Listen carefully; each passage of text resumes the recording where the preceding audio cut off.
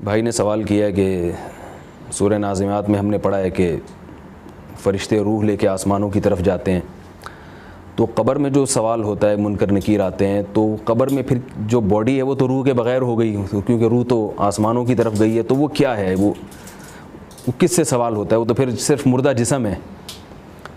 اس سوال کو اور میں مزید پختہ کرنے کے لیے مزید ایک بات کہتا ہوں کہ قرآن مجید میں آتا ہے کہ نیک لوگوں کی روحیں علیین میں ہیں، تو یہاں بھی ایک سوال ہوتا ہے کہ علیین تو آسمانوں میں ہے، وہ مقام ہے۔ تو دیکھیں، یہ روحیں جب آسمان کی طرف جاتی ہیں تو ان کا اس باڈی سے کچھ نہ کچھ تعلق رہتا ہے، یہ قرآن و سنت سے ثابت ہے۔ وہ کس نوعیت کا تعلق ہے اس کی حقیقت ہمیں معلوم نہیں ہے۔ اس کی مثال ایسے ہے جیسے قرآن مجید نے موت کو نیند سے تشبیہ دی ہے۔ اب آپ دیکھیں، ایک آدمی جب سوتا ہے تو اس کی روح کا اس کے جسم سے تعلق کمزور ہو جاتا ہے۔ قرآن میں آتا ہے اللہ یتوفی الانفس حین موتها واللتی لم تمت فی منامها، کہ جب تم سو جاتے ہو تو اللہ تمہاری روحوں کو قبض کر لیتا ہے۔ کیا مطلب؟ روح کا جسم سے تعلق کمزور پڑ گیا، اور فرمایا جب تم مرتے ہو تو بھی اللہ تمہاری روح کو قبض کر لیتا ہے۔ تو موت اور نیند بہنے ہیں آپس میں، یعنی ایک دوسرے کے مشابہ ہیں۔ فرمایا کہ پھر کیا ہوتا ہے کہ جب تم اٹھتے ہو تو ہم تمہاری روح دوبارہ لوٹا دیتے ہیں، اور موت میں نہیں لوٹاتے، بلکہ موت میں روح جب لوٹے گی جب قیامت قائم ہوگی، اس وقت یعنی مرنے کے بعد پھر روح لوٹے گی اور پورے زندہ ہو جاؤ گے۔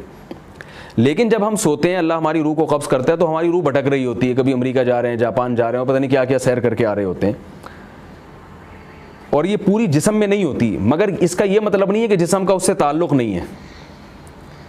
اس عالم خواب میں وہ روح کہاں کہاں جا رہی ہے، مگر اس مادی زندگی میں اس روح کا ہمارے جسم سے تعلق ہوتا ہے۔ تبھی آپ کسی سوتے ہوئے آدمی کے سامنے چیخ کے بات کریں یا بہت زور سے بات کریں، وہ جاگ جاتا ہے۔ اسی لیے جاگتا ہے نا کہ اس کی روح بالکل ختم نہیں ہوئی تھی، بلکہ اس کا تھوڑا سا کنیکشن تھا اس سے۔ تو موت کے وقت بھی یہ کنیکشن کچھ نہ کچھ باقی رہتا ہے، مردے کے کسی بھی جسم کے جزو کے ساتھ اس روح کا تعلق باقی ہوتا ہے، اور برزخ میں وہ آسمانوں کی سیر بھی کر رہی ہوتی ہے۔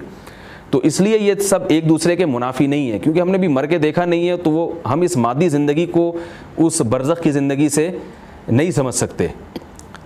اور احادیث سے یہ بات ثابت ہے کہ جب ہم مر جاتے ہیں، ہماری روح نکلتی ہے، تو قبر سے بھی اس کا تعلق رہتا ہے، مگر اس عالم ارواح میں دوسری روحوں سے بھی اس کی ملاقات ہوتی ہے۔ ایسے بہت سارے واقعات ہیں صحابہ کرام کے کہ موت کے وقت وہ خوشی سے رو رہے ہیں۔ پوچھا گیا بھائی کیوں رو رہے ہو؟ کہہ رہے ہیں الان نلقا اصحاب محمد صلی اللہ علیہ وسلم، ان قریب اب ہماری محمد صلی اللہ علیہ وسلم اور آپ کے ساتھیوں سے ملاقات ہونے والی ہے۔ یہاں بھی سوال پیدا ہوگا بھئی یہ تو قبر میں ہوں گے، تو حساب و کتاب ہوگا کہ نبی سے ملاقات کیوں ہوگی؟ تو نبی صلی اللہ علیہ وسلم سے بھی ملاقات ہوگی، اور قبر میں اس باڈی سے بھی تعلق رہے گا۔